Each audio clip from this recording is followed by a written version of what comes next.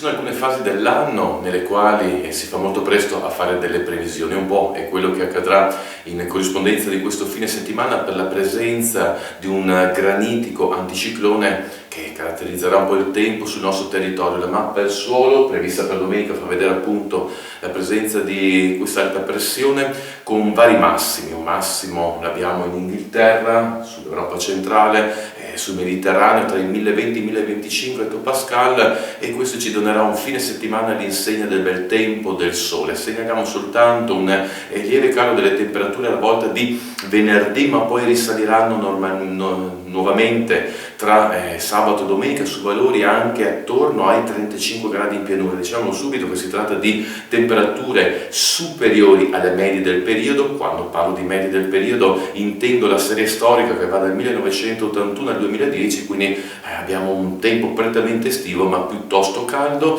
Segnali di cambiamento non se ne vedono, quindi probabilmente fino a giovedì della prossima settimana permarrà questa fase piuttosto calda. Un rapido sguardo al resto della penisola, con sabato bel tempo ovunque su tutta la penisola.